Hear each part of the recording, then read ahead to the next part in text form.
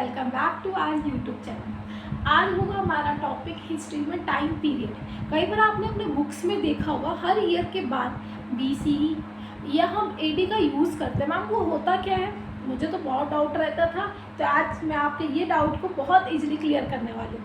तो क्या होता है, पहले के समय पे आपको क्लियर होगा कि पहले तो सारे हमारे क्या थे, बहुत सालों पहले तो सिर्फ ब्रिटिशर्स थे हमारे यहाँ, क्योंकि और तो किसी का रूल नहीं चलता था। हमारा रूल तो नहीं था, ब्रिटिशर्स ही सारे जगह रूल करते थे। कोई भी जगह, इंडिया हो, श्रीलंका हो, मैक्सिमम कंट्रीज में ब्रिटिशर्स का ही रूल था।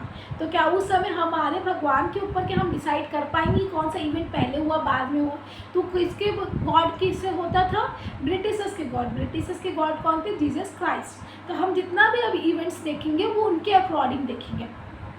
तो फॉर एग्जांपल जैसे कि मैंने मान लिया, हमने डिसाइड कर लिया था ब्रिटिशर्स ने कि जब हमारे भगवान मतलब ब्रिटिशर्स के गॉड का जन्म हुआ था जीसस क्राइस्ट जी का, तो उनसे पहले वाले जो इवेंट्स होंगे, उनसे पहले वाले जीसस क्राइस्ट से पहले वाले जितने भी इवेंट्स होंगे उसे हम क्या बोलेंगे? बिफोर कॉमन एरा या बिफोर क्राइस्ट। क्राइस्ट जी के जन्म होने से पहले बिफोर क्राइस्ट। और जो जीसस क्राइस्ट के बाद हुए थे जिसे हम कहते हैं कॉमन एरा बोल देते हैं, या हम इसे एनो डोमिनी बोलते हैं, AD। तो क्या हुआ, मैंने कहा नाम जीसस क्राइस्ट से पहले जितने भी इवेंट्स हुए थे उसे हम क्या कहते हैं? बिफोर क्राइस्ट, मतलब BC, या फिर हम बोलते हैं BCE, बिफोर कॉमन एरा। तो मैम ये वाला क्या होगा? ये वाला हमारा बना AD, एनो डोमिनी, और क्या बना? इसे कहते हैं कॉमन एरा। तो आपको कुछ भी मिल सकता है, AD कई जगह लिखा हुआ मिल सकता है, CE मिल सकता है, या BCE मिल सकता है, या BCE मिल सकता है।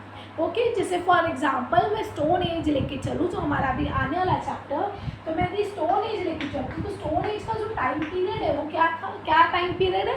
10 लाख BC। 10 लाख BC का कहने का मतलब है, BC मतलब पहले, जीसस क्राइस्ट से पहले हुआ। कितने साल पहले हुआ था ये इवेंट? ये इवेंट कितने साल पहले हुआ है? 10 लाख साल पहले हुआ है, 10 लाख साल।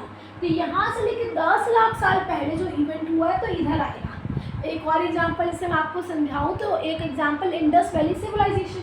यहाँ मैंने कहते हैं Indus valley civilization. Indus valley civilization का जो टाइम पीरियड है वो होता है 2500 BC के अप्रॉक्स। इसका कहने का मतलब क्या है कि जीसस क्राइस्ट से 2500 साल पुराना, 2500 साल पुराने इंडस वैली सिविलाइजेशन हुआ था। ओके, तो जब भी इवेंट कितने साल पुराना, तो यहाँ से लेकर तब हम आगे तक जाते हैं। ओके, अब मैं जीसस क्राइस्ट की यहाँ की बात करूँ तो यहाँ पे कैसे होता है? हम सेंचुरी से लेते हैं। एक साल मतलब 100 साल हुए तो 100 साल को बोलते हैं फर्स्ट सेंचुरी। तो ये क्या हुआ? फर्स्ट। ये क्या हुआ? सेकेंड।